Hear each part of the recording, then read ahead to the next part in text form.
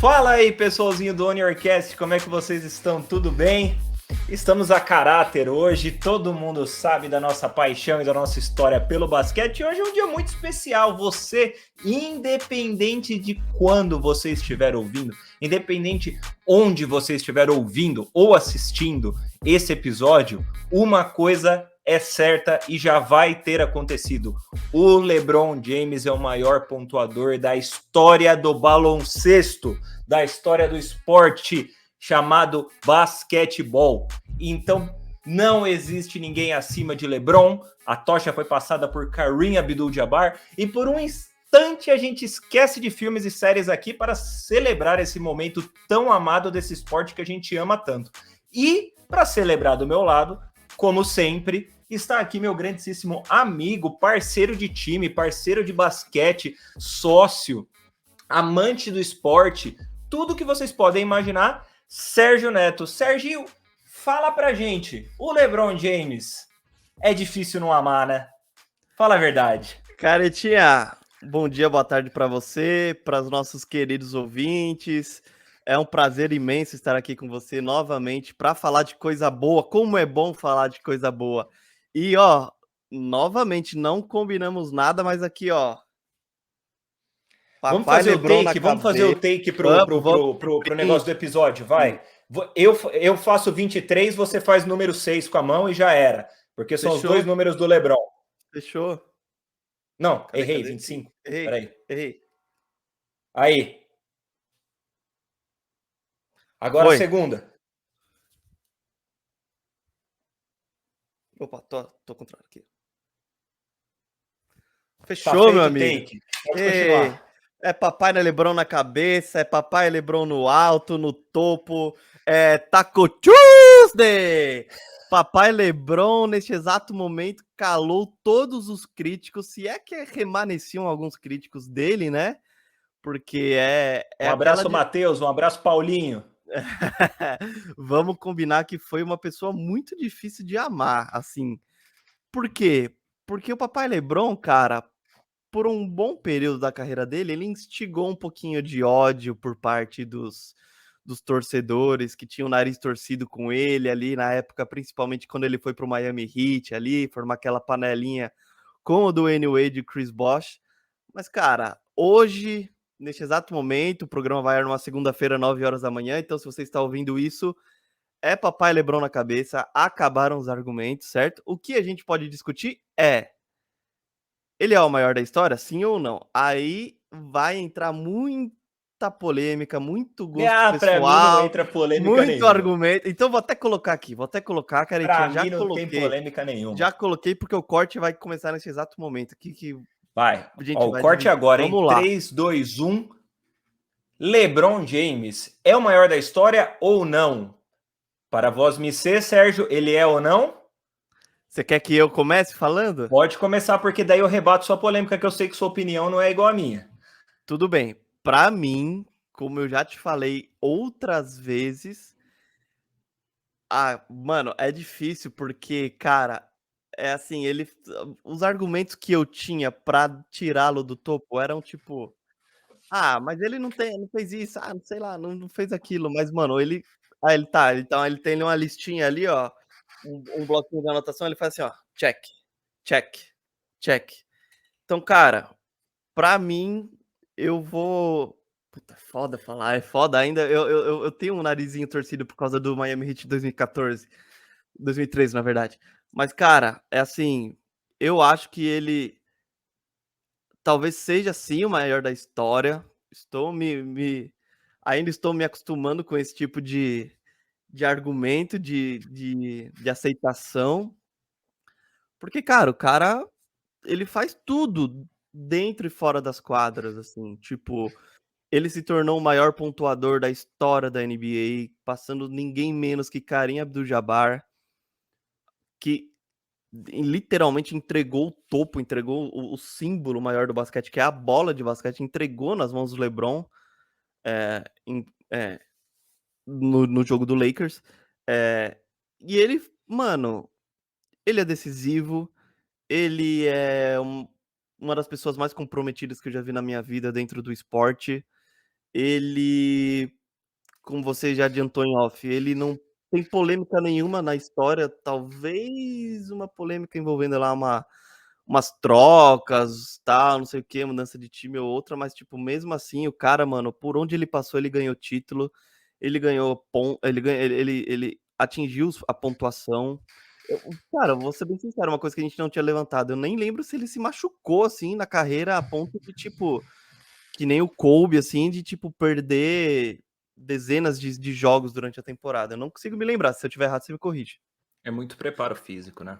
Muita É muito dedicação. foco, é muita dedicação. É uma parada que o meu mestre de kickboxing, um abraço, Diego, se estiver ouvindo isso, ele fala também que, assim, a dedicação supera o talento.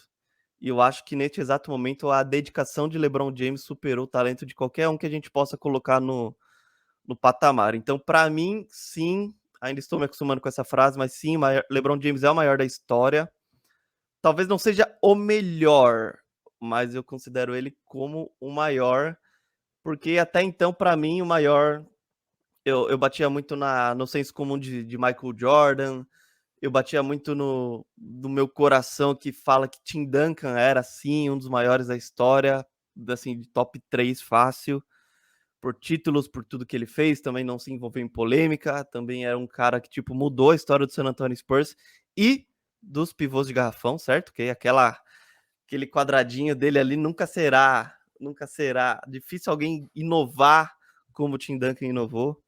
Kobe Bryant mora no meu coração de uma tal forma que é o cara que eu mais gostei de ver jogar, mas é LeBron na cabeça, caretinha, não tem jeito. Todo mundo uma hora vai ter que se render ao papai LeBron e eu tô nesse bar com você, caretinha. Eu falei pra caramba, agora você, meu amigo. LeBron James, Cara, agora eu devolvo a pergunta. LeBron James é o maior da história? é Agora que o seu para corte, mim já não plaquete. tem. Para mim, eu já não tenho mais tantas discussões assim. Eu nunca tive. Talvez eu nunca tive esse apego no Michael, porque eu tenho 29 anos. Eu não peguei o Michael jogando, mas a gente vê muito, a gente pesquisa muito, mas a gente não sentiu na época o que era, né? Só que, racionalmente falando, eu coloco sempre um discurso de que não existe esse papo de maior de todos os tempos. Racionalmente falando, existem maiores da geração. Então, por exemplo, o LeBron James, obviamente, foi o maior de sua geração. A gente teve a geração que o Michael dominou a liga, a gente teve a geração que Magic e Bird faziam a liga o que ela é, a gente teve a geração do Bill Russell, a gente teve a geração de Jerry West, a gente teve a geração de todos esses jogadores, Wilt Chamberlain, Chamberlain, isso o aí, Benção Júnior. Abdul-Jabbar, a gente teve a geração de anos de Kobe. Então, assim, o esporte ele é feito de gerações. É a mesma coisa de você comparar o Messi e o Pelé. O Pelé foi extremamente dominante na época dele e o Messi hoje é dominante na época dele também. Isso é racionalmente falando. Agora você vai vir perguntar, em opinião pessoal, para mim o LeBron James é o maior jogador de todos os tempos. Em questão de dedicação dentro da quadra, em questão de narrativa, ele sobreviveu ele veio direto do colégio, com 16 anos, ele não teve aprofundamento de jogo que a gente ganha na faculdade, ele não teve técnicos para aconselharem ele na faculdade, para ele se moldar, ele foi direto para a NBA, coisa que não existe mais. No primeiro jogo ele já fez quase 30 pontos, então ele não teve esse processo de maturação que, por exemplo, o Kobe teve, o Garnett teve, o Dwight teve, que foram jogadores que vieram direto do high school. Ele, numa das primeiras entrevistas, quando ele entrou na NBA, perguntaram para ele: você tem noção que se você não for um hall da fama, você vai ser considerado uma fraude, um bust, que eles falam assim, uma decepção?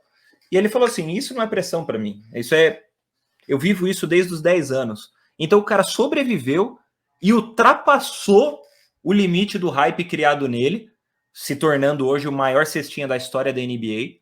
Nunca se envolveu em polêmica nenhuma assim extra quadra que teve aquele asterisco, aquela coisa. Ele tem, claro, suas narrativas dentro do basquete, e muitos podem virar a cara para ele por causa da época do Miami Heat. Eu era um que não gostava do LeBron James no início do Miami Heat e no final do Nossa, ele era Cleveland. muito arrogante, velho. Eu Ele era torcia muito contra, arrogante. eu torci muito a favor do Dwight Howard pelo Orlando contra ele, tanto que levou o Orlando para as finais e é o que poderia ter sido uma final Kobe e LeBron naquela época, né? Mas, cara, se você colocar a longevidade dele, o cara. Eu tinha exatamente, olha, 7 anos. Não, 7, 6, 9 anos quando o LeBron entrou na liga. Hoje eu tô com 29. Então, assim, e a gente ainda tá falando do LeBron, e o LeBron ainda tá fazendo 30 pontos por jogo, e o LeBron ainda tá pegando 8 rebotes, ainda tá dando 7 assistências, ainda ele se moldou, tá metendo bola de 3, coisa que ele não fazia tanto assim, ele não perde quase nenhum jogo. Então, é difícil, cara. É difícil você não colocar assim esse cara como, pelo menos na minha visão, pelo que eu vi, acho que a história mais extraordinária que já existiu no basquete até hoje, acompanhada de muitas outras grandes. Eu coloco a do Bill Russell pela luta social, racial que o Bill Russell teve também. Mas, resumindo, LeBron James, Michael Jordan, Kareem Abdul-Jabbar. Esse é o meu topo hoje em dia. Discordem de mim à vontade, mas é isso. Belíssimo topo, Caretinha. Você já viu o filme do LeBron, que é More Than a Game, que é a trajetória dele no college? Não. E o pior é que eu não vi, ó, que eu consumo Fica a muito dica. conteúdo do Então LeBron fica a James, né? dica. Eu vou colocar. More Than a Game. Eu não sei onde que tá. Na época que lançou, eu assisti na Netflix. Na verdade, lançou em 2008, na verdade. Mas eu assisti na Netflix. Eu não sei onde tá, cara, mas enfim. É LeBron na cabeça, cara, porque o cara, ele carregou o Cleveland, ele carregou o Miami Heat, claro que com uma belíssima de uma ajuda do Dwayne Wade, Chris Bosh e companhia limitada. Ele carregou o Lakers também com a ajuda do Anthony Davis e Rajon Rondo, enfim. E carregou também o Space Jam 2, porque puta Que bomba filme esse ruim, hein? filme. Nossa senhora, que decepção. Eu acho que a mancha na carreira de LeBron James se chama Space Jam Não, é 2. verdade. É Não verdade. é? Eu Aí, concordo com pronto. você. Mas no debate Michael e LeBron, muitos falam: o Michael ganhou 6 das 6 que ele disputou, e eu concordo. Só que esse argumento seria muito forte para mim se a gente estivesse falando talvez de golfe, de natação, de tênis, que o esporte ele é extremamente individual. Então, assim, quando você depende de um time, não sei se só conquistas de títulos podem ser usadas como argumento, sabe? Porque você depende de um time, você não pode. É impossível você fazer o seu time sempre jogar melhor que o outro. Então, tanto que o Jordan não teve só 6 anos de NBA, ele teve mais. Ele não ganhou as outras vezes porque ele não tinha um time na altura dele. Então é muito Sim. claro isso para mim. Então eu não caio nessa de Jordan 6 vezes campeão, não sei o quê. Pô, calma lá, ele não enfrentou o Golden State de Durant e ele tinha Pippen, Rodman, Phil Jackson, né? Mano, Então as finais com o Warriors, aquele bloco que ele dá no Iguodala. Mano, ali já virou para mim, tá? ali, ali, Ali ali foi a virada de chave sua. Porque eu lembro foi que a ele e virada o de Kyrie chave e eu vou Irving. falar uma coisa. Todo mundo Ah, pode espernear, mas isso eu vou falar por todo mundo.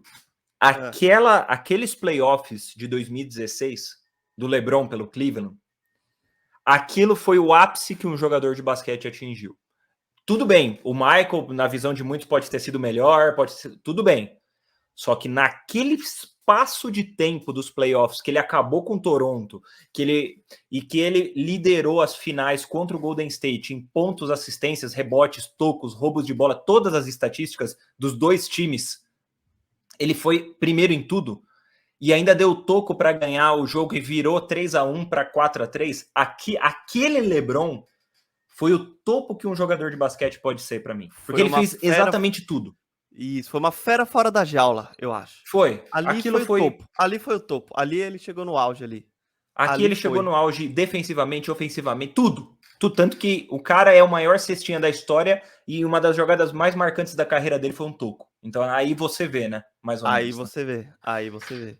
Mas, cara, eu concordo muito com você quando você diz que o maior da história talvez seja uma discussão injusta, porque vai muita coisa em consideração. E você citou uma coisa muito interessante, que assim, Messi é maior que Pelé, tal, não sei o quê. Mano, a gente precisa mesmo colocar esses caras para Exato, para gerações? duelarem. Por que a gente não pode simplesmente, que nem hoje, Messi e Cristiano Ronaldo, por que a gente não pode simplesmente sentar a bunda no sofá e aproveitar e agradecer que a gente tem esses dois caras extraordinários que até outro dia estavam jogando campeonato espanhol, o La Liga, um contra o outro, um pelo Real Madrid e outro pelo Barcelona, assim como a gente já teve Ronaldinho de um lado e Ronaldo Fenômeno de outro. É só contemplar, não precisa necessariamente escolher, não precisa necessariamente odiar um para amar o outro. Você pode muito bem amar os dois. Você pode muito bem amar DC e Marvel ao mesmo tempo, tá tudo bem. Entendeu? Vamos agradecer. Tipo, eu sou muito grato por ter vivido em uma época de Usain Bolt, de Michael Phelps, de Roger Federer, Rafael Nadal, e olha que eu nem gosto tanto de tênis assim.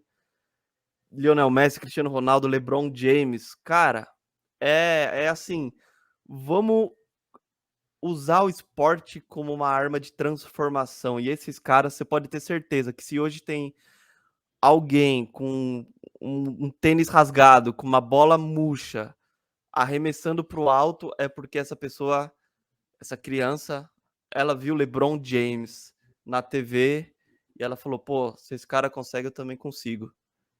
Eu acho que é isso. É isso, sim. Na verdade, essa discussão se torna até irrelevante. Porque Eu também acho. o que o LeBron faz fora das quadras também é uma coisa que o Abdul-Jabbar falou ontem, né? Que você compartilhou o vídeo. Que assim, o LeBron, ele é grande, mas, pô, ele tá colocando crianças na escola. Então, isso também é um sinal de grandeza. Isso conta muito Entendeu? pra mim. Eu não consigo separar o. Tenho muita dificuldade de separar o personagem fora das quadras e dentro das quadras. E aí eu acho que o LeBron ganha de muito do Michael Jordan. Aí, infelizmente, eu acho que ele ganha de muito. Porque ele é um ídolo assim, na categoria, óbvio, nas suas devidas proporções, fora das quadras, lá junto com Muhammad Ali, junto com Bill Russell, que ultrapassaram esse movimento do esporte por si só. Então, o Michael também, mas eu acho que o LeBron ele teve um engajamento maior em certas questões que eu considero muito valiosas, assim como ele está fazendo criação de escolas, colocando gente, inspirando e por aí vai. Então, mas é muito o que você falou. Para mim, eu só sento, aprecio. E, falando em sentar, apreciar melhores de todos os tempos, coisas do gênero, a gente já puxa o gancho para o que a gente veio falar hoje. Porque não, a gente não vai fazer um episódio sobre o LeBron James, a gente só fez essa introdução Infelizmente. magnífica e demorada, porque ele merece, e eu e o Sérgio temos essa história, a gente se conheceu através do basquete, a gente se conheceu através do esporte, então nada mais justo do que a gente fazer essa homenagem ao LeBron James. Mas hoje a gente vai falar sobre um filme que a gente sentou, assistiu, e a gente sentou e admirou, assim como a gente faz com o esporte, de uma pessoa que também por muitos é considerado o maior de todos os tempos, e existe muito debate por aí. A gente não sei se vai entrar nesse mérito, mas a gente vai falar sobre o último filme dele, o grandiosíssimo, o talentosíssimo, quem, meu amigo Sérgio? Rufem os tambores. Tum. The Fablemans. The De Fablemans, Steven a gente. Spielberg. Exato. O homem, a lenda viva. Maior de todos os tempos, Sérgio? Hã? Maior Então, de todos os tempos? eu vou colocar a perguntinha que eu tava guardando aqui, ó. Eu tava guardando essa perguntinha. Caretinha, meu grandíssimo amigo, meu grandíssimo sócio. Pra você, LeBron James é o GOAT, certo? O maior de todos os tempos da NBA, do basquete, Uhum. talvez até do esporte mundial. Steven Spielberg é o maior diretor de todos os tempos pra você, Caretinha? Não, não. Não? Eu quero ouvir seus Não, para mim argumentos não. agora. Ó, o segundo Não, corte para aqui, mim ó, não. Para a mim não. claquete aqui, ó. Pum, claquete, vai lá. Não é o melhor de Discorra, todos os discorra. tempos, não é o maior de todos os tempos. Ele com certeza é um dos maiores. Preferência pessoal. Se eu fosse colocar um diretor, cara, melhor de todos os tempos, eu acho que eu colocaria o Martin Scorsese. Eu acho que ele é o meu diretor preferido de todos os tempos. Eu acho que os filmes dele me pegam mais. A, a abrangência de filmes, a filmografia do Scorsese, ele possui mais de 5 clássicos assim do cinema, e são 5 filmes assim com pouquíssimos defeitos e que me pegam de uma maneira assim absurda. Então é muito difícil eu não colocar o Scorsese como primeiro. Só que o Spielberg, ele tá no bolo, ele é assim um dos maiores de todos os tempos, e para mim ele provou isso com Fablemans, que a gente vai aprofundar mais para frente no episódio, que agora entra uma outra opinião polêmica. Talvez seja, não, talvez seja, na minha opinião, o trabalho mais inspirado da carreira do Spielberg, na minha visão. Para mim, seja o trabalho que eu mais admirei, que mais mexeu comigo, que mais trouxe qualidade na tela para mim, na carreira desse baita diretor. E para você, o que você acha? Spielberg está para LeBron? Se a gente considerar LeBron James o maior de todos os tempos, sim, cara, sim. Minha resposta é sim. Eu considero Steven Spielberg o maior diretor da sétima arte de todos os tempos, o mestre do cinema. Assim, é o cara que, se existisse uma bíblia sobre o cinema, seria ele quem escreveria. Para mim, sim, é o maior. Eu digo até com uma leveza mais do que eu digo que o LeBron é o maior de todos os Pô, tempos. Eu pelo que consigo você está dizer. falando, é com uma certa É. folga, então.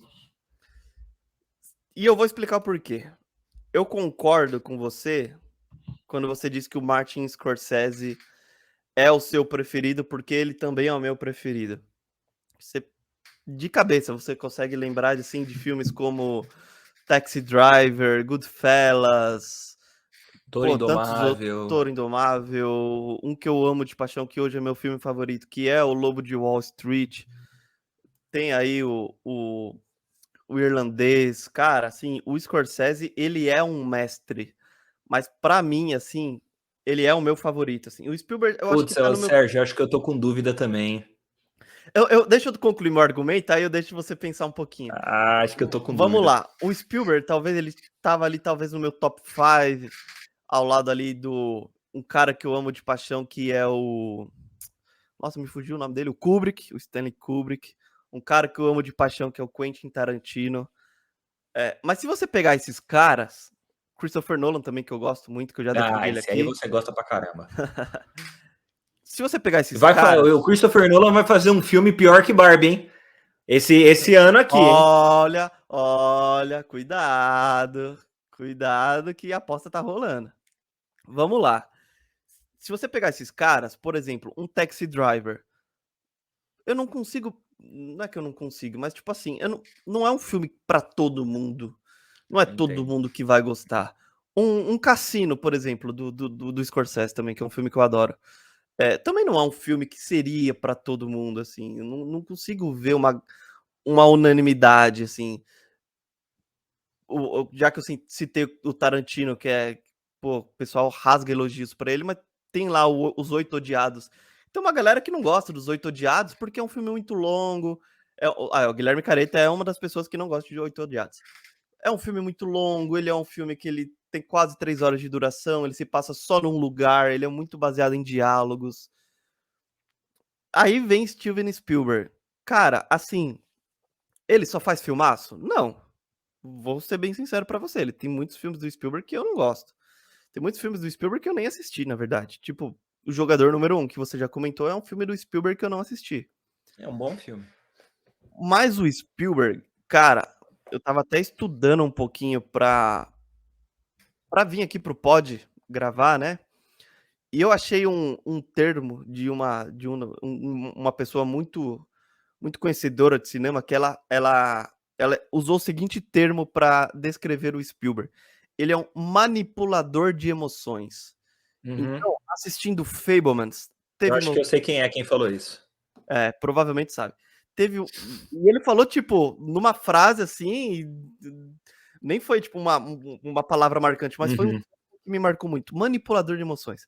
Se você pegar um filme do Spielberg, você vai rir, você vai chorar, você vai ficar puto, você vai ficar constrangido, sei lá, você vai ficar emocionado, você vai ficar alegre, feliz. E, cara, pra mim, o cara tem que ser muito grande pra conseguir ornar todas essas coisas num filme só, como ele fez em The Fabelmans. Já tô terminando. Claro, o Spielberg não é unanimidade. Pô, se for contar, ele tem 2 Oscars apenas, por Resgate do Soldado Ryan e por A Lista de Schindler, que são 2 filmaços, já que a gente falou em clássico.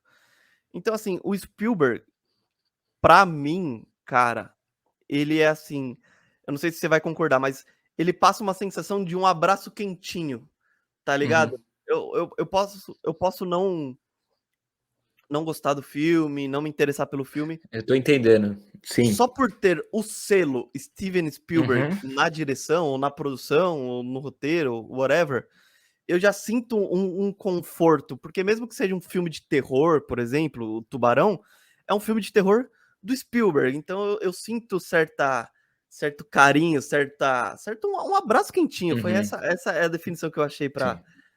você pegar o Resgate do Soldado Ryan, que é um filme de guerra, que é um dos maiores filmes de guerra de todos os tempos, na minha opinião. É um filme de guerra, pô, falando de morte e tal, não sei o quê. Mano, mas é um filme que ele te acalenta, eu não sei dizer exatamente.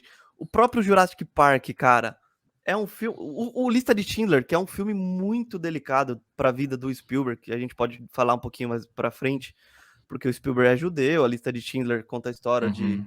É, de, de Fablemans retrata muito isso também, né? Fabelmans. Então, assim, aí quando você me pergunta se Fabelmans é um filme mais. Eu não lembro a palavra que você usou, intimista, eu fico entre Fabelmans e a Lista de Schindler Uhum. pela essa questão do Spielberg ser judeu, etc, etc. Foi muito difícil para ele reviver esse tipo de sensação. Então, assim. E outra coisa, agora só para finalizar meu argumento, já falei demais. Caretinha, eu não sei você, minha primeira memória quanto a um diretor de cinema, eu também tenho 28 anos, vou fazer 29 ainda esse ano.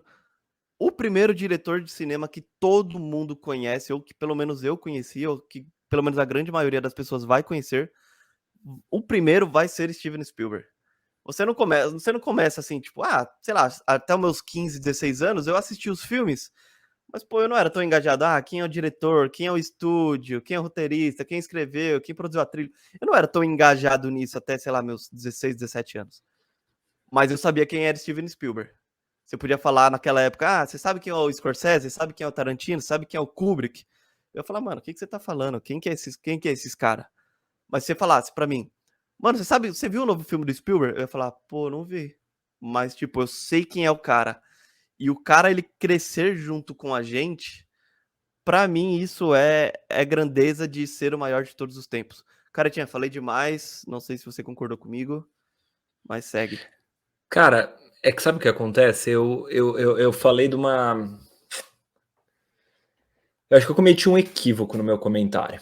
Porque assim, eu falei hoje do maior diretor para mim que talvez lance algo e eu vá assistir assim, esperando muita coisa, filmes que.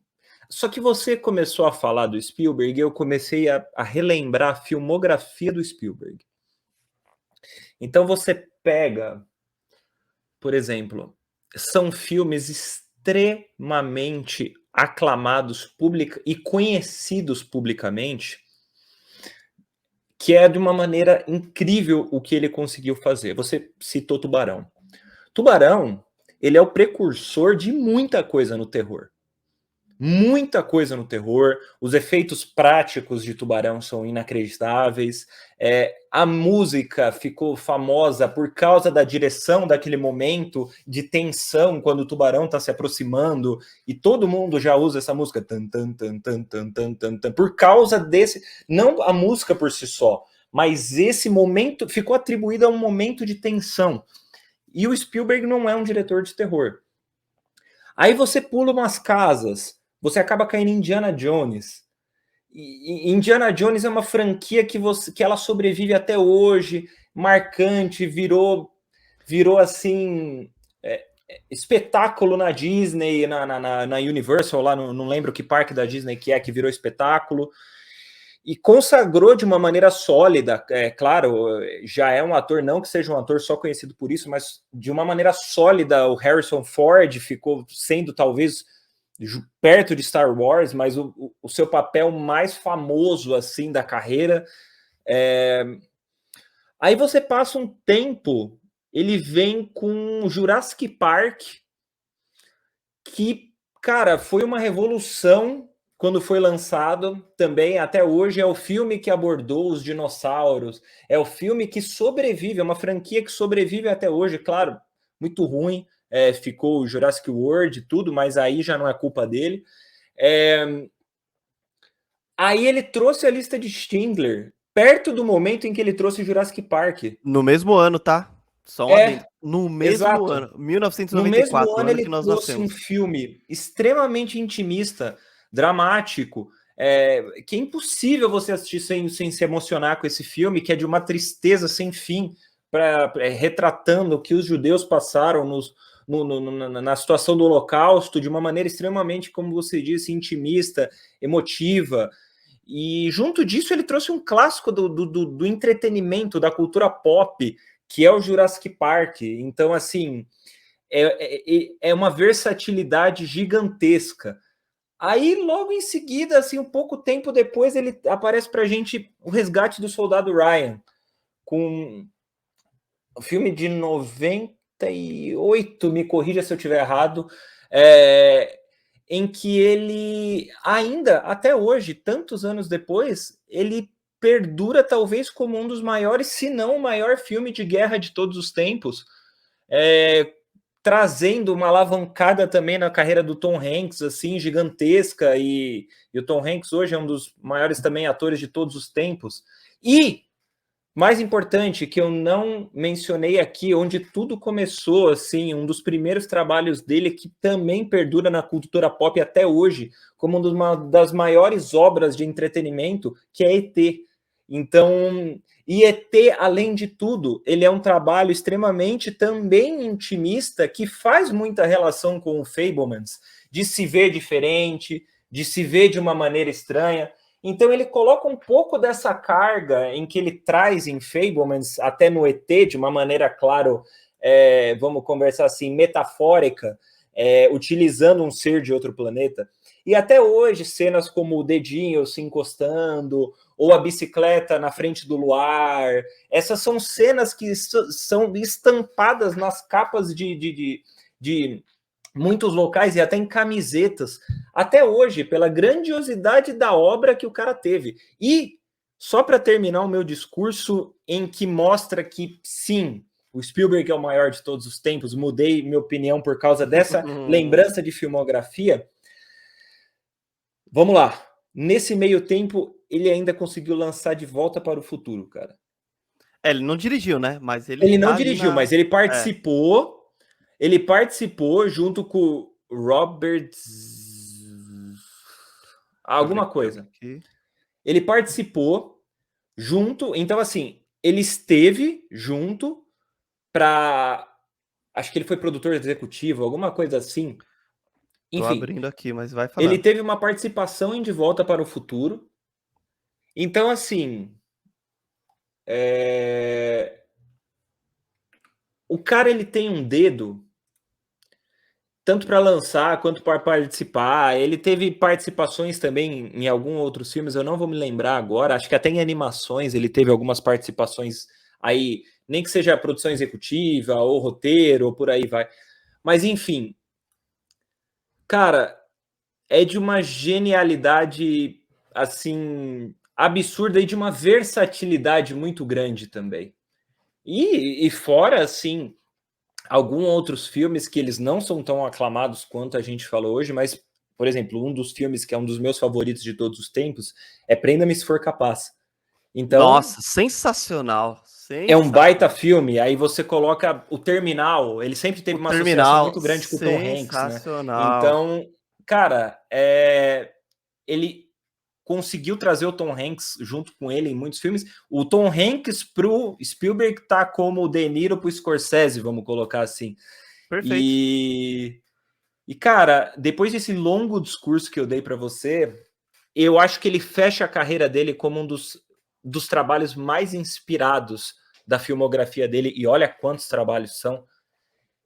E isso só mostra a grandiosidade de Fabelmans para mim. Agora eu te passo a palavra, depois a gente pesquisa um pouquinho melhor, porque eu posso estar muito enganado, mas ele teve alguma participação em De Volta para o Futuro, eu não me lembro se ele participou da produção executiva. Eu já abri aqui já, se você me permitir eu falo. Ele Fica à tá vontade. acreditado como produtor ao lado do Neil Canton e do Bob Gale. A direção do De Volta para o Futuro, que estreou em 1985, é de Robert Zemeckis. Isso, Então ele é Zemeckis, produtor, ele isso mesmo. tá ali, tem dedo dele. E Então, é um dos meus então filmes assim, favoritos de todos os tempos, De Volta para o Futuro. então Só isso. assim, é realmente, se você for colocar, cara, é muita genialidade, muita transição de histórias e muita transição de gêneros. É muito versátil. E é o que você falou. Assistir Fablemans, para mim, foi uma experiência que, olha, há muito eu não sentia. A última vez que eu senti, acho que algo parecido, foi com Everything Everywhere All at Once, mas assim, o The Fablemans, ele tem uma diferença. Ele é um filme que ele se enquadra muito mais dentro da realidade.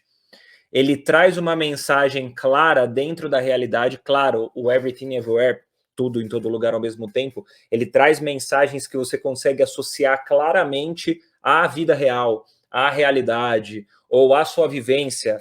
A graça de um filme é você abstrair mensagens e significados e trazer para a sua vida pessoal. Só que o The Fablemans, ele fez isso de uma maneira contando uma história real e levemente, digamos assim, pseudobiográfica, né, do Steven Spielberg e seu crescimento. Enfim, vamos falar do filme, mas eu mudo minha decisão. Eu acho que o Spielberg tá assim como o maior diretor de todos os tempos e são muitas conquistas para se deixar de lado, sabe? É isso, cara.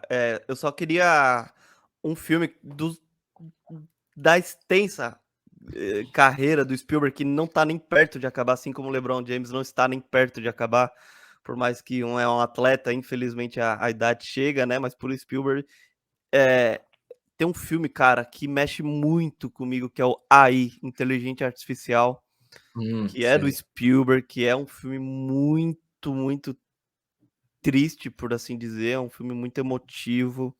Uhum. Ao lado também, você citou o Tom Hanks.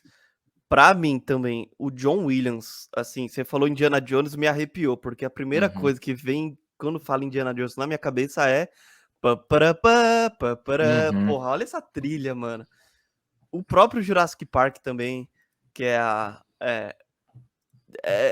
é a parceria desses caras, é surreal, assim. Você citou o Terminal, que é excelente. Prenda-me se for capaz também, o Leonardo DiCaprio começando ali na carreira.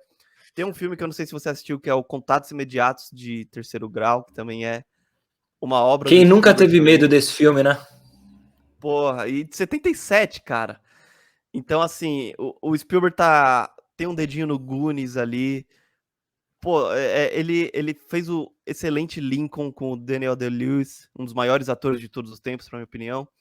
É, Lincoln eu acho mediano.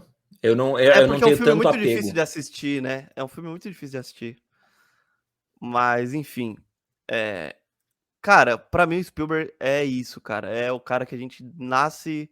É quase que sinônimo de cinema é falar de É, Steven Spielberg, cara. a É nossa geração basicamente isso. ele é muito forte, muito grande. Ele é muito grande. Ele é muito grande. Bom, Mas Fablemans, para Fablemans, você, caretinha. o que você acha? Tá nas obras mais inspiradas do Spielberg? Você esperava mais? Mexeu com você? É, trouxe alguma coisa para sua vida pessoal ou só terminou o filme, você se emocionou e acabou ali e tal, beleza? Que você achou? Você acha mesmo que ele é um grandíssimo concorrente às premiações? E se você achar, quais premiações você enxerga que The Fablemans pode estar lá na briga com todos os outros que a gente já falou? Olha, eu coloquei uns bannerzinhos aqui pra depois a gente comentar no final do episódio. Mas, cara, vamos lá. Primeiras impressões sobre The Fablemans. ao lado, talvez, dos Banshees de Inisherin, era o filme de 2022 que eu tinha mais expectativas para assistir em 2023, até porque aqui no Brasil as coisas demoram para chegar, etc, etc. E quando chegou The Fabelmans, geralmente nos filmes do Spielberg, por exemplo, sei lá, O Ponte dos Espiões, eu não assisti, saiu no cinema, beleza, mas eu não assisti no cinema. O Fabelmans, por ser tão íntimo pro Spielberg, por ser uma particularidade tão forte para ele, esse filme eu falei, não, esse filme eu vou ver no cinema. Porque eu quero ver o que o cara está se propondo a nos mostrar. E não só no questão da história, porque os outros filmes, Uhum, por mais que fossem filmes do Steven Spielberg, não era um filme sobre o Spielberg. Esse uhum, não, além de ser um filme sobre o Spielberg, sobre ele, sobre a família dele, sobre os dramas que ele viveu, é um filme também que eu acho que ele, que é uma das coisas que ele fala, que ele assim, ele chega para gravar, ele se sente inseguro toda vez que ele senta numa cadeira de direção para gravar. Por quê? Porque a insegurança faz ele se dedicar ao máximo para o resultado ser nota 10, nota 11, nota 1000. Porque se ele se sente seguro, beleza, tô numa zona de conforto aqui e beleza, eu vou fazer o que eu já fiz mais de 200, 300 milhões de vezes. E eu acho que em The Fablemans ele se colocou numa zona de desconforto tão grande a ponto de falar, mano, esse é que nem o LeBron James jogou quando ele passou o Kareem Abdul-Jabbar. Esse é o jogo da minha vida. Esse é o filme da minha vida. Não só na questão de história, mas é o filme mais que ele mais se dedicou, não que os outros ele não se dedicou, mas o que ele mais colocou alma, por assim dizer. E isso ele deixa muito claro logo no começo do filme. Por quê? Eu não sei se nas exibições fora do cinema vai ter, mas quem assistiu Fablemans no cinema tem um recado do próprio Spielberg falando: gente, este é o filme mais, sei lá, íntimo que eu já fiz em toda a minha vida. Tá contando a minha história, tá contando a história da minha família. E não só a questão de história, como eu falei, questão de direção, ó, a câmera dele que se mexe muito, questões de tipo de diálogos que a gente pode falar depois, que tem um diálogo incrível que fala sobre o horizonte, que eu achei excepcional esse diálogo, que é bem no esse me finalzinho do quebrou. filme. Esse foi. Esse me O quebrou. diálogo Esse aí do. eu... O diálogo do tio do Spielberg falando que o cinema, a arte como um geral, é um jogo de solidão, porque você se afasta de tudo. Então, assim, é uma somatória de tantas coisas que, pra mim, sim, Fablemans é o filme mais íntimo do Spielberg, mais inspirado do Spielberg, porque ele se propôs a colocar a alma na parada, sabe? Não só contar a história da própria vida, mas tudo que ele viveu desde quando ele começou até agora, 2023, tá nesse filme. Tem tudo que ele viveu, tudo que ele aprendeu, tudo que ele. E digo mais, tudo que ele foi. Você falou que Tubarão tal foi o primeiro filme de terror dele.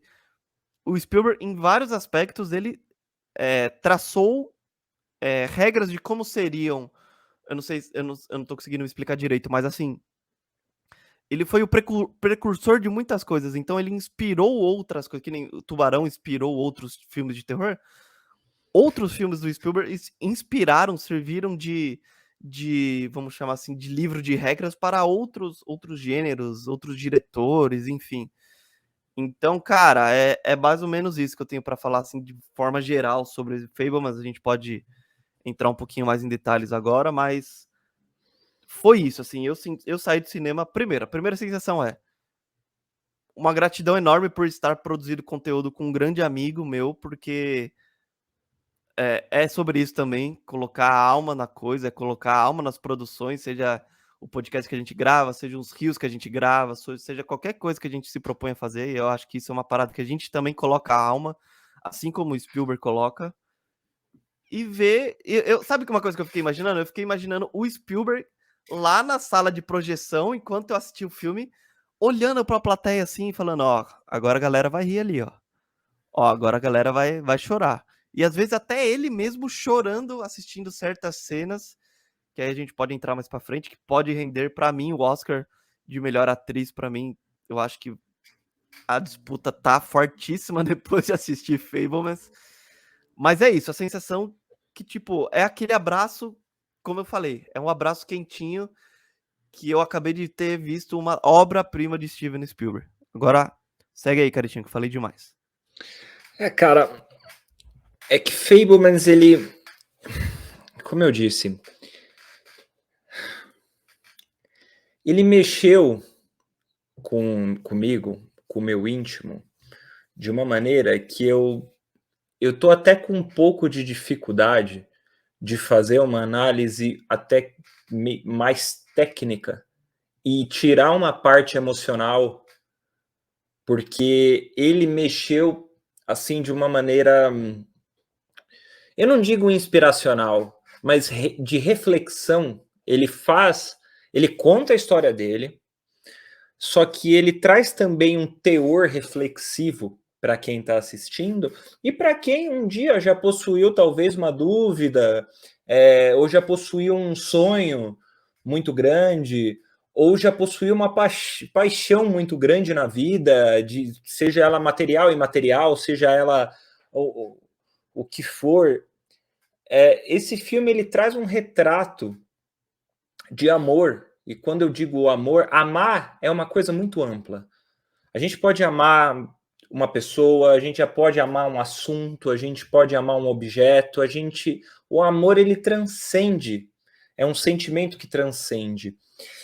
E no final das contas, Fablemans, para mim é uma história de amor. E é uma história de amor com uma situação, com um ato de você fazer alguma coisa. E no caso de Fablemans era o ato do cinema, é o ato de filmar, é o ato de dirigir, é o ato de ter aquilo. E quando eu digo isso, é porque, para mim, ele é um dos filmes mais reflexivos que eu já assisti, porque ele foge um pouco daquela categoria de filmes clichês e inspiracionais, ou ele não utiliza, no caso, ele sabe muito bem separar o drama que existe no filme e que aconteceu com o Spielberg do amor ao cinema. Só que, ao mesmo tempo, ele junta essas questões. Então, por exemplo, ele não utiliza do drama para fazer você chorar e falar assim, nossa, que coisa. Não. Ele traz um drama que é necessário, que foi necessário, para que ele pudesse ter outros pensamentos, ter uma vivência e aí chegar com aquela mensagem tão grande de, entre aspas, inspiração. E quando eu digo inspiração, é inspiração de o que você ama? O que você faz com amor? O que você, assim, já sentiu esse sentimento gostoso? E quando ele conversou com o tio dele, tem uma frase que me marcou muito, que ele fala assim, pro garoto, pro Fableman. Ele fala, meu, eu sei que você ama a sua família, sei que você ama sua mãe, eu sei que você ama seu pai, só que eu tô um pouco desconfiado que você ama mais isso aqui. E ele aponta para a câmera. E, sabe, isso é tão íntimo porque existe muito, e um filme retrata isso, aquela situação de, pô, você vai acabar desagradando alguém, ou talvez isso aqui seja muito tópico, ou talvez isso não seja real, ou talvez seja só um hobby que eu estou seguindo, eu vou largar tudo isso para fazer o que talvez seja socialmente melhor aceito. Só que o filme traz essa mensagem, a gente pode até ser, mas é muito amor envolvido. E ele traz esse amor. Então, assim, eu tenho muita dificuldade em classificar esse filme como, por exemplo, puxa, uma obra cinematográfica perfeita, com momentos de direção incríveis, com uma trilha sonora absurda, atuações incríveis, porque isso aí, para mim, ele conseguiu atingir, obviamente, mas é que o filme ele mexeu tanto comigo em muitas questões que, cara, criou na minha cabeça que The Fabelmans é uma das coisas mais incríveis que eu já assisti. Então, aquela brincadeira que todo mundo fala, você sai querendo gravar um filme de The Fabelmans, é porque, claro, todo mundo faz algo que ama, e eu tenho certeza que muitos diretores amam o que eles fazem. Só que o Spielberg conseguiu mostrar que ele ama muito o que ele faz. Ele ama muito o que ele faz. E que a trajetória dele também não foi assim, teve suas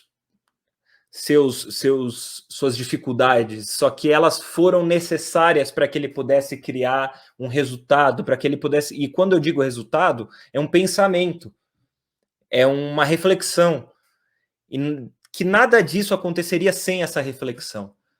Então, cara, falando de maneira geral, tecnicamente falando também, é como você disse, a Michelle Williams está assim, uma coisa de maluco nesse filme, tá atuando demais. O Paul Dano tá um pouco diferente do que a gente já viu, ele faz lá um cara que ele traz uma profundidade emocional sem ser tão emotivo assim. É uma parada muito, muito absurda também o que o Paul Dano faz. O elenco de apoio, o Seth Rogen tá demais como o tio do Sammy. E é lógico, o Gabriel Labelle também, que faz o Sammy Fabelman, que no caso seria o Spielberg. Cara, tá tudo tão certo nesse filme, tá tudo tão assim, que eu tinha tanta certeza que o Everything Everywhere ele ia ganhar o Oscar, mas, cara, tá uma briga tão grande, mas tá tão grande, Sérgio, que eu não sei mais o que pensar. É isso que eu achei de Fabelmans. É uma experiência inacreditável que todo mundo pode se afetar de uma maneira e é como se você estivesse assistindo uma carta de amor em que você para e você reflete e você fala, nossa, realmente o amor é uma coisa muito maluca e eu amo alguma coisa, sabe? Eu concordo com você, cara. Fabelmans é uma carta de amor do Steven Spielberg ao cinema, mas não é só uma carta você chegar e escrever assim, eu te amo, e dar o papel. Ele tem uma poesia, ele tem uma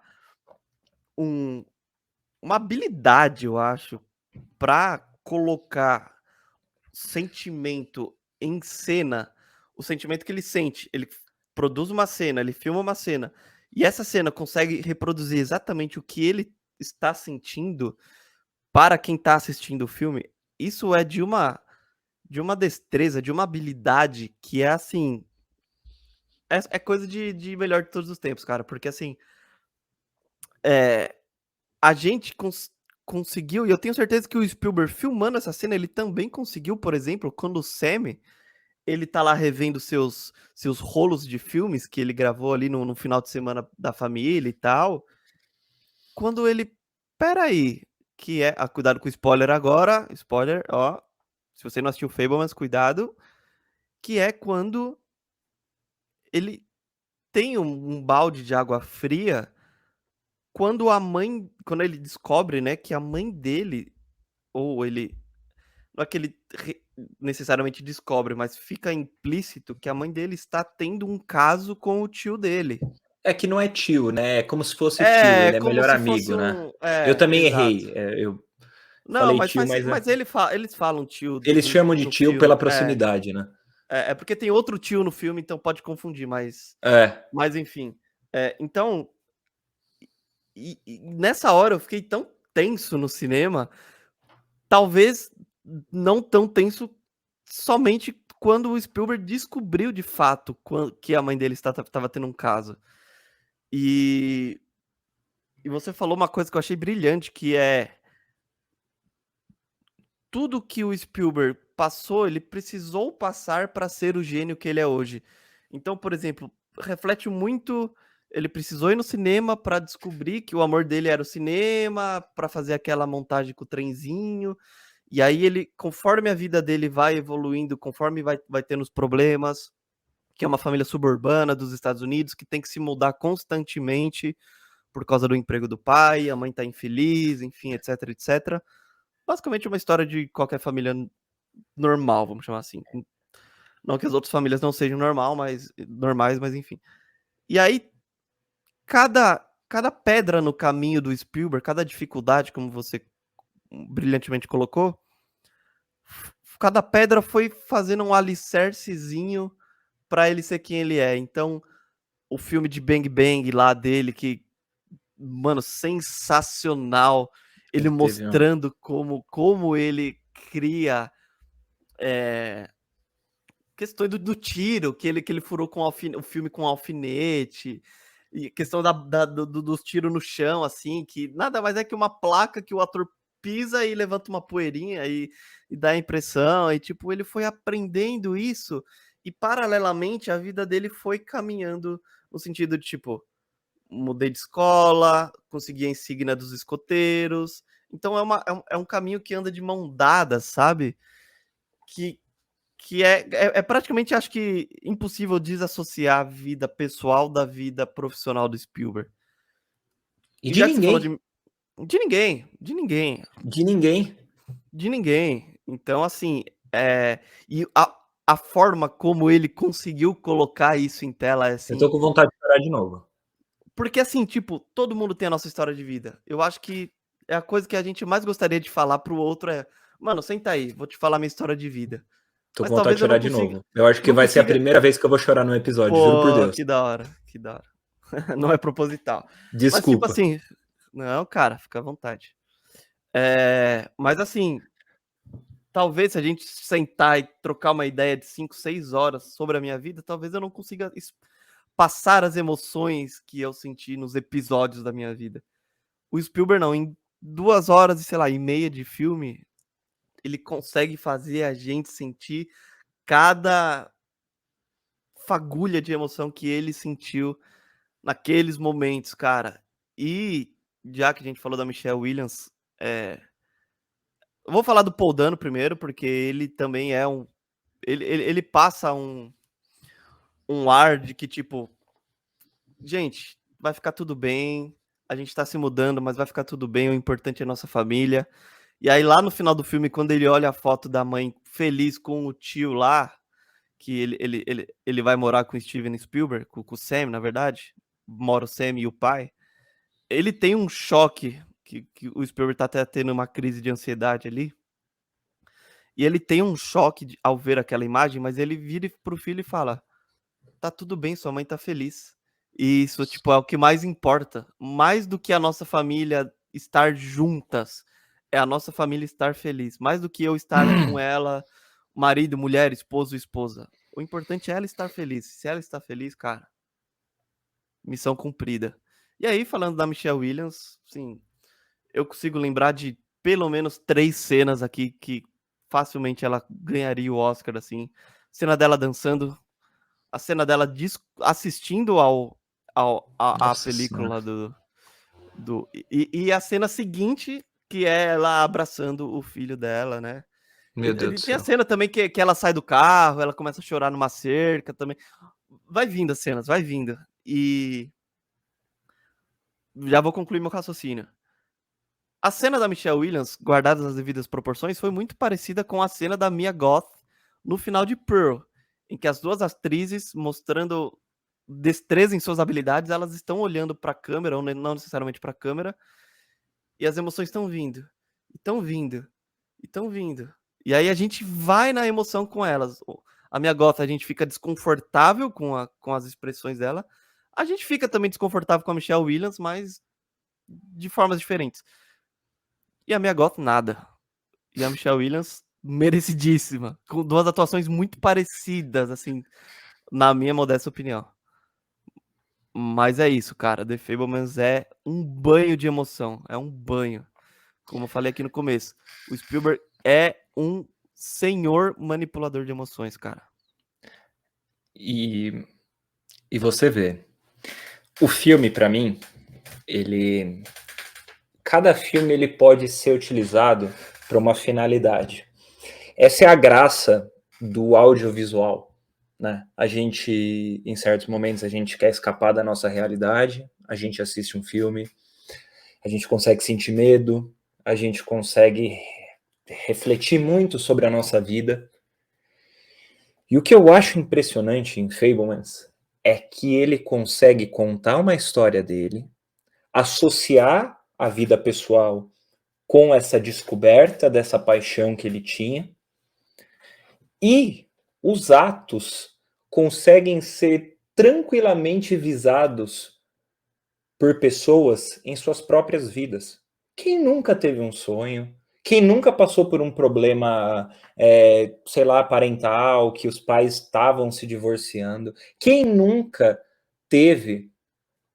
Eu não estou falando que eu já tive, não estou falando que acontece com todas as pessoas, mas com alguma pessoa isso aconteceu. Eu estou falando de emoções passadas no filme, que pelo menos uma dessas já deve ter acontecido com alguma pessoa que está assistindo aquele filme.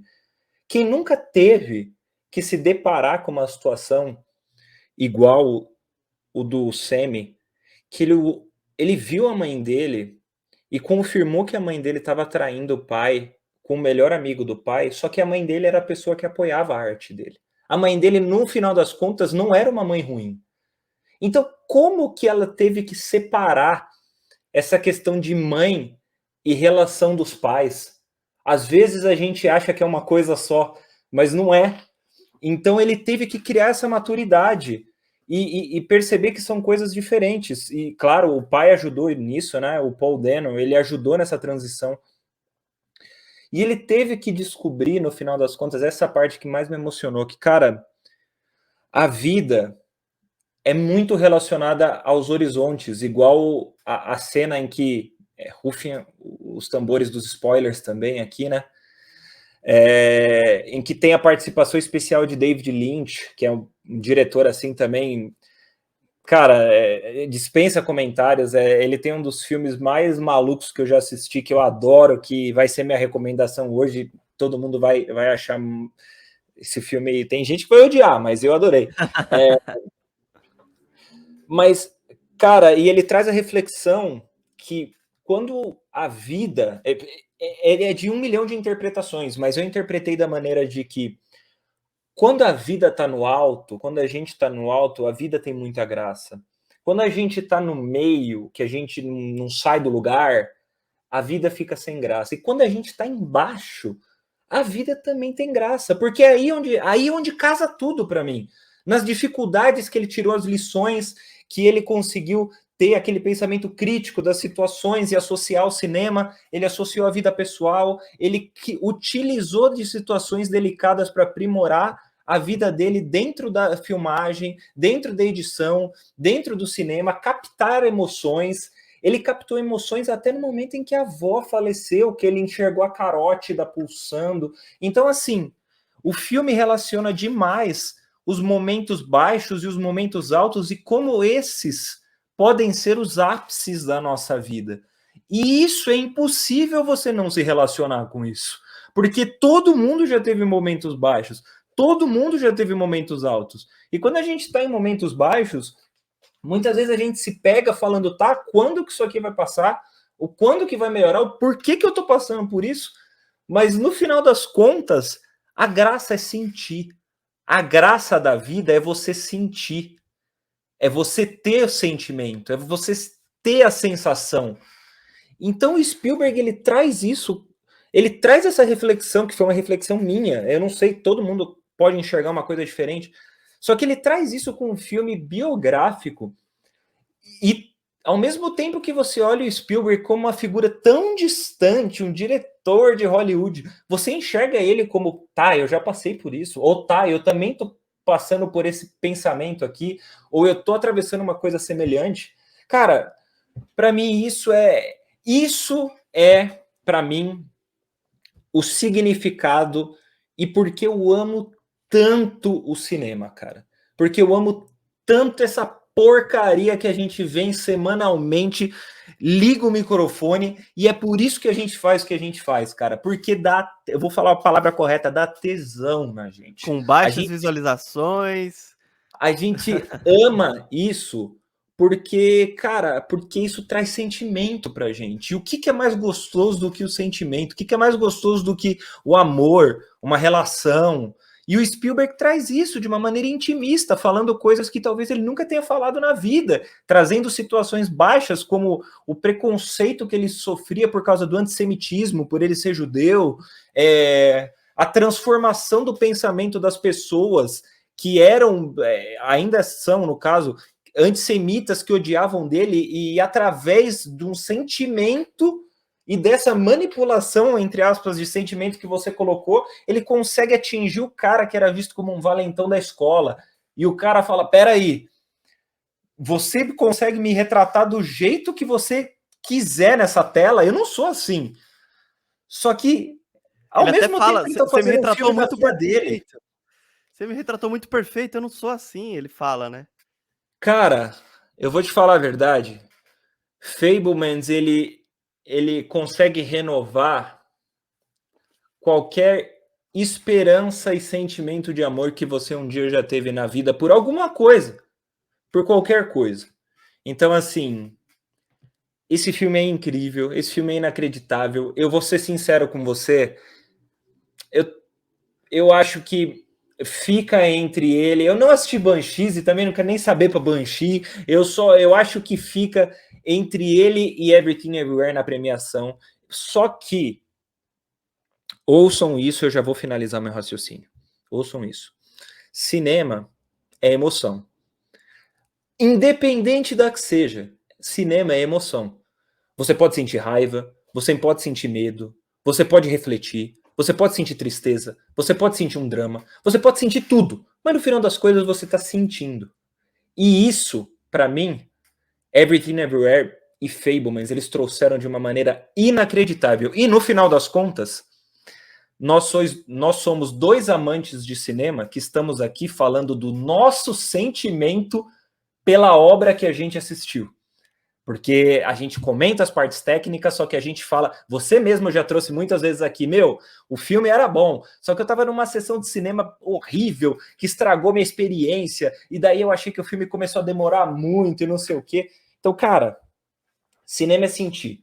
Então, por isso, The Fabelmans fez eu me sentir de uma maneira inacreditável. Então, eu não tenho mais muito o que falar desse filme, porque tecnicamente ele é magnífico e por isso que eu disse, talvez para mim ele seja uma das obras mais inspiradas e inspiradoras do Spielberg. Então, nem sei mais o que dizer, cara. É brilhante. E quanto a Michelle Williams, que você comentou, a gente vê esses dois lados da moeda, né? A gente vê uma atriz que merece todos as gratificações e tudo pela atuação que ela fez, porque ela arrebentou. Só que a gente também vê a injustiça em contrapartida com a Mia Goth, porque é uma atuação semelhante em muitos momentos, em carga dramática, como você mesmo disse, brilhante, principalmente na expressão facial e como a emoção toma conta da expressão facial. Eu acho que isso é muito difícil numa atuação, você conseguir passar em voz e em expressão o que você está sentindo, e a Michelle Williams e a Mia Goth arrebentaram nesse quesito, mas aí a gente sente falta, né? A gente não consegue entender mais ou menos o critério da parada. Mas se algum dia eu critiquei The Fabelmans antes de assistir, eu peço desculpas veementemente. Se algum dia eu apostei cegamente no Everything Everywhere e desconsiderei The Fabelmans, tá gravado, hein? Tá gravado. Veementemente, porque esse filme vale muito a pena de se assistir. Então, termino meu raciocínio dessa maneira. Para mim foi muito intimista e eu acho que é um filme que transcende e explica muito o que eu sinto pelo cinema, sabe? Então, é basicamente isso. Boa, cara. Desculpa até te interromper em alguns momentos, mas Fabelmans é isso, cara. Emoção pura e da mesma forma que o Spielberg, ele colocou a emoção dele em forma de película, em forma de filme, a gente tá colocando aqui em forma de podcast e é isso que a gente ama, que a gente gosta tanto, que um dia, se Deus quiser, a gente vai conseguir alavancar esse podcast, chegar, fazer disso aqui nosso ganha-pão, e, pô, uma das coisas que eu mais quero nesse mundo.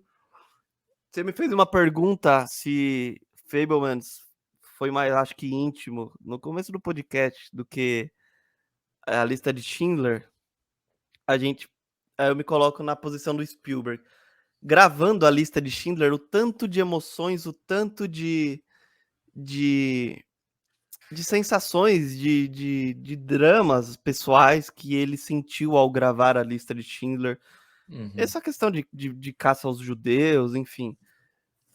E aí, eu acho que Fabelmans é mais íntimo porque agora ele não tá usando uma história que mexe com ele, ele está usando a história dele. Exato. Ele tá usando a história dele, não tá usando um meio de campo, vamos chamar assim, ele tá fazendo uma conexão direta. Quando ele coloca lá o Bully lá, o cara que faz um bullying com ele ali e tal, não sei o quê, que fala até que eles, o povo dele matou Jesus Cristo e tal, não sei o quê, pede desculpa, uma cena até bem forte, inclusive. Mas é isso, cara, é isso. É Fabelmans, eu concordo com você quando você diz que não tem muito o que falar sobre parte técnica, sei lá, de fotografia, de direção, de figurino, porque Fabelmans é pura emoção e, e acho que nem precisa entrar nesses detalhes técnicos, porque se a gente entrar nesses detalhes técnicos que a gente não somos especialistas, nós não somos especialistas, a gente vai meio que bater numa superfície. Mas acho que mesmo um Exato. especialista de fotografia, de figurino, de maquiagem, de qualquer coisa desse tipo, vai falar que Fabelmans é uma obra-prima, tá ligado? Então, é Fabelmans na cabeça, cara, e tô muito feliz por ter tido a oportunidade de assistir esse filme, porque ele mexeu. Ele Posso mexeu. fazer só um adendo? Pode. Que aí depois eu Eu tô preparei uns. muito feliz Ah, de ter visto esse filme no momento em que a gente está com esse podcast. Porque eu fico lisonjeado de, primeiro, conseguir expressar, segundo, conseguir enxergar que eu estou fazendo alguma coisa que me dá muito prazer, que é estar aqui debatendo filmes com você. Então, cara, eu agradeço imensamente, tipo, você, todo mundo que me apoia diariamente, meus amigos, minha namorada, minha mãe, meu pai, todo mundo que está ouvindo. Eu agradeço, a gente agradece imensamente, porque no final das contas a vida é isso. É a gente fazer coisas que a gente tem paixão, tem prazer, e é claro, não é todo dia que a gente tá afim de gravar, tem dias que a gente não tá afim, a gente não tá legal, e cara, mas a paixão é isso, a gente faz do mesmo jeito e a gente sente prazer do mesmo jeito toda vez, menos quando foi de Barbarian. Mas sabia. cara, eu agradeço imensamente por ter tido essa oportunidade de assistir enquanto a gente tem esse podcast e tá podendo falar sobre ele, sabe? É isso, cara. Ó, preparei uns banners. Ó, nota. Pra mim é 10, tá? Não preciso nem. Não vou Eu nem. fui chato lá que eu criei aquela teoria de que se eu der 10, ele vai ser um dos Vai ser filmes melhores de nível. todos os tempos. Mas eu já saí dessa teoria. Então, como Everything Everywhere, acho que na época eu dei 9,5, não sei. Eu vou dar 10 para Everything Everywhere e 10 para Fablemans. Encerra. Fechou. Não precisa nem argumentar mais. Caretinha, ó. Eu coloquei uns bannerzinhos aqui pra gente encerrar e depois a gente vai fazer a nossa recomendação. Beleza? Pode ser? Maravilha. Se Sim, quiser senhores. desenrolar, se quiser fazer debate pronto, Não, comigo é bate pronto, jogo rápido. Eu tenho as respostas na língua em relação. fechou. Eu nem sei as perguntas que você vai fazer, hein? Fechou. Do mesmo jeito que eu te perguntei aqui, LeBron ou Jordan, eu vou te perguntar aqui, ó. Bate pronto. Foi. Melhor atriz, Williams ou Ah, é Yeoh? muito difícil. Não, não, não, não. Não, não, não, não, não, não, não, não. Tem mais três além dessa. Tem mais três além Tá, dessa. beleza. Vou fazer rápido. Qual das É, Michelles eu acho que a isso. gente Qual das prefere, né? Michelles? É, eu nem coloquei Michelle porque as duas são. Eu vou ainda com a Michelle Yeoh. Você vai com a Yeoh? Um argumento rápido. Eu acho que ela teve um papel mais assim, mais tempo de tela, um papel mais central. Teve uma diversidade de emoção muito grande, se bem que a Williams também teve, mas eu acho que em questão de atuação eu fico ainda com a Yeoh, não desmerecendo a Williams, mas eu fico com ela ainda. Eu fico com a Williams, não desmerecendo a Yeoh também, Sim, qualquer uma das duas que levar, eu tô feliz, assim, então, mas eu mas fico com a gostei Williams disso que você tá porque fazendo. Pode ir lá que eu gostou? gosto. Gostou? Ó, acabou então esse Adorei. aqui, vamos pra próxima, hein. Melhor roteiro, Fabelmans ou Everything Everywhere All at Once? Hum. Ó, já vou dar o meu, Everything Everywhere. Everything Everywhere. Ó, Everything tamo Everywhere. junto, Everything Everywhere. Também, Everything se Everywhere Fabelmans por. levar, show, top, Também mas show, mas eu fico com Everything Everywhere por ser criatividade. algo. Criatividade também dramático e que ele se encaixa bem e eu fico com Everything Everywhere. Acho que funciona Beleza, também. concordamos. Vamos lá, o próximo. Melhor direção, Daniels ou Spielberg? É muito difícil, cara.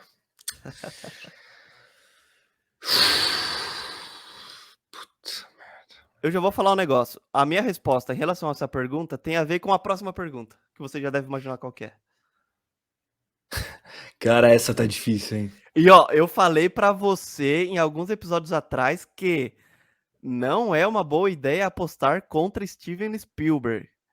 Eu Então, falei, então. é só voltar uns episódios atrás. Eu não lembro se foi do Oscar ou do Globo de Ouro, acho que foi do Não, Oscar. mas é. Ó, tá.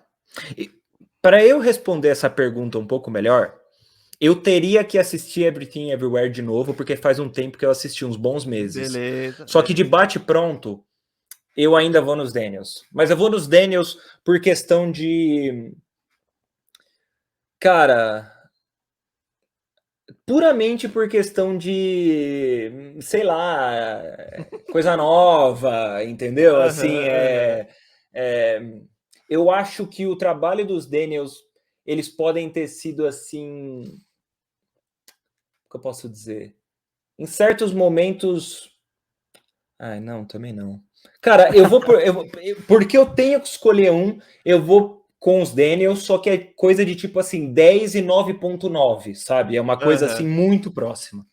Eu vou pelos Daniels pela dificuldade que foi fazer Everything. Não porque que Fablemans tenha sido fácil, mas Então, pela eu dificuldade ia de fazer falar isso. tudo. Eu ia falar isso para você.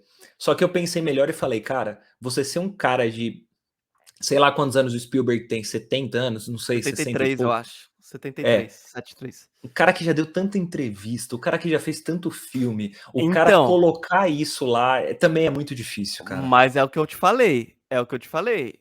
O Steven Spielberg, olha o currículo dele. Ele só tem 2 Então, Oscar. Ele só tem 2 Oscar.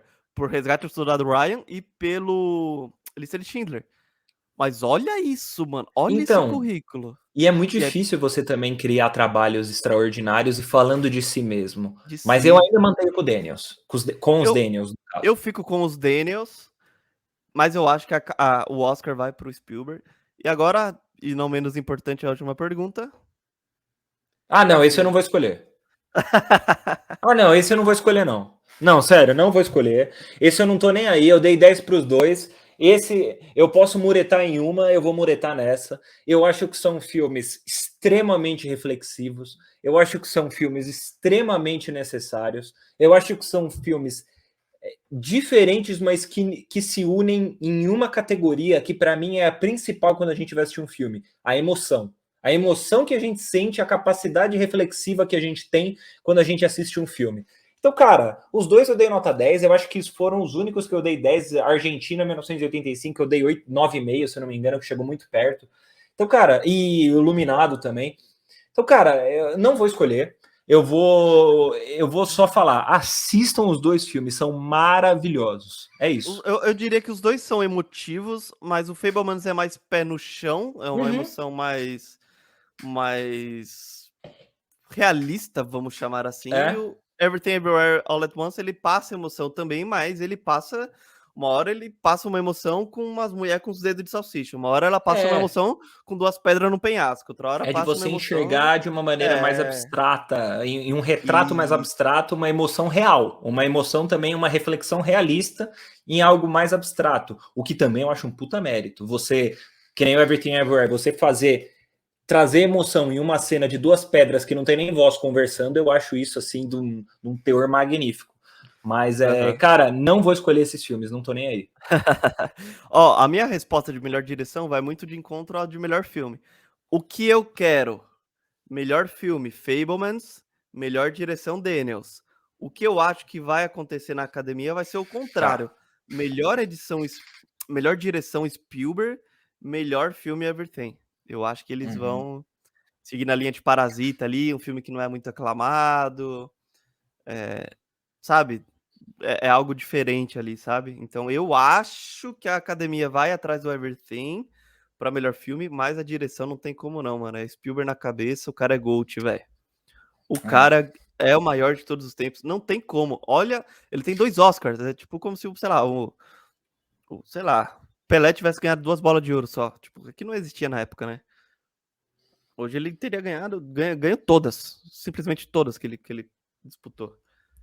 Mas é isso, Caretinha. Recomendação, Caretinha, do David Lynch. Diga lá. Cara, depois desse primor, eu vou falar um filme que, assim, ó, não é um filme para todo mundo, é trecheira, é um filme extremamente abstrato. Talvez, se vocês vão assistir, é o filme mais abstrato que vocês vão ver na vida.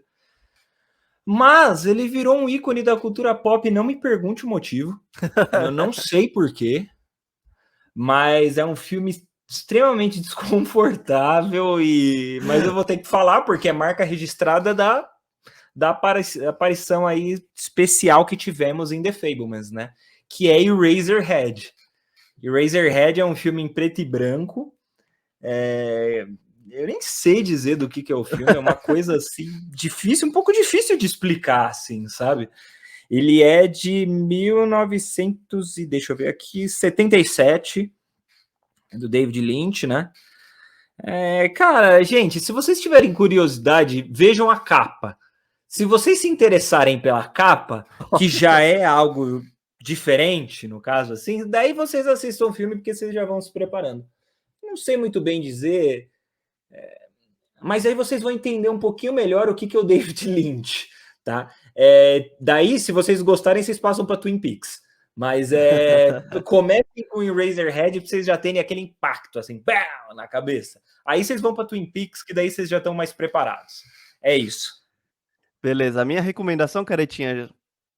Primeiro, todos os filmes do Spielberg. Recomendo. Mas especialmente eu vou recomendar um que é o Jurassic Park, que pra mim, como eu acho que eu já falei aqui no podcast, eu não falei, tô falando pela primeira vez, que eu tinha muito medo quando eu era criança de Jurassic Park. Na verdade, sei lá, uma animação chamada, acho que Dinossauros da Disney, eu já me caguei de medo quando eu era criança. Imagina então Jurassic Park, que era uns. Mas assim, pra vocês verem o brilhantismo do Steven Spielberg, claro, tem outros filmes. Mas o Jurassic Park, ele não passa. Por um breve momento, quando eu assisti um pouquinho mais velho, né? Eu tive. Eu tive. Por vários momentos eu tive assim, cara, isso aqui é real, isso aqui é real. Como é que o cara criou isso? Isso aqui é real, isso aqui não é computação gráfica, isso aqui não. E Jurassic Park é de 93, desculpa, eu tô me corrigindo, eu falei que era de 94. Tanto o Jurassic Park como a Lista de Schindler são de 93. E é uma aventura muito gostosa, assim, de ver, de acompanhar os personagens também são muito cativantes. Para mim também é o melhor filme da franquia. Teve 3 Jurassic Park, 3 Jurassic World. Para mim, o primeiro continua sendo. A reação do Sam Neill quando ele vê um dinossauro ali pela primeira vez também foi a minha reação no cinema, quando eu falei, Uhum. caralho, que da hora. E, tipo, eu fui ver já velho, já, tipo, tinha computação gráfica e tal. Mas mesmo assim eu fiquei muito impressionado. Então minha recomendação é Jurassic Park.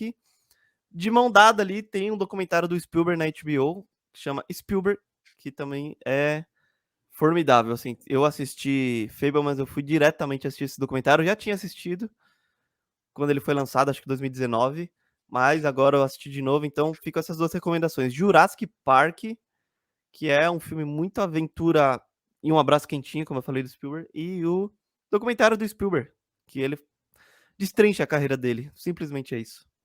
Simplesmente isso. É isso. É isso, meu Que amigo. episódio gostoso de se gravar, hein? Nossa. Me lembrou Adão Negro, me lembrou. Bar... Que tem Me que lembrou estragar, né? Barbarian. Por que tem que estragar, né? Me lembrou Eu aquele tava, finalzinho do Melhores e Piores de a gente tava 2022. falando de só coisa legal hoje, entendeu? Aí você trouxe isso. Vai dizer que você não se emocionou assistindo Adão Negro. Brincadeira. Foi mal, gente. Foi mal. Ai, Desculpa Cristo quebrar o Redentor. clima. Vamos nessa, É né, isso, né? caretinha? Já falamos demais. Acho que essa é pra encerrar mesmo, né? Foi a Foi pra saideira. encerrar. É a E. saideira. Deixa eu tirar aqui os banners. Lembrando, gente, das nossas redes sociais aí. Se você estiver vendo no YouTube, dá o sininho, like, inscrição. Se estiver ouvindo no Spotify, Instagram, estão aí bombando, certo?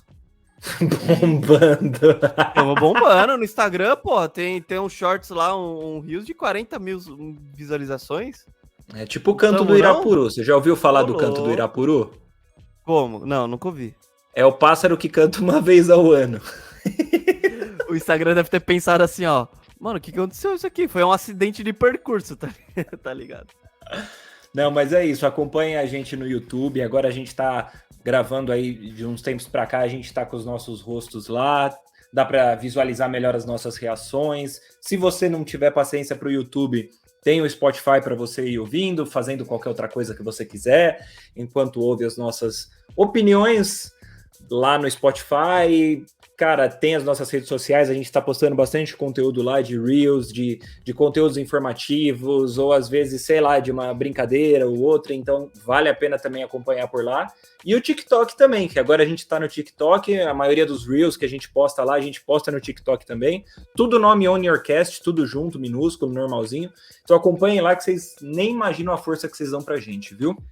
É isso, caretinha. Não poderia concluir o episódio de maneira mais sucinta como você concluiu, meu amigo. É isso, E muito não é? obrigado, viu, por embarcar nesse podcast comigo. Nunca vou Eu me que agradeço, muito obrigado, muito obrigado ao cinema e muito obrigado a você que ouviu ou assistiu, ou os dois, a gente até agora. isso. Espero que você assista Fablemans e se emocione como a gente se emocionou. É isso, fica as recomendações aí, caretinha. Um abraço, meu amigo. Muito obrigado. Um abraço, viu? meu amigo, até Nos logo vemos e na vai, próxima. Lebrão.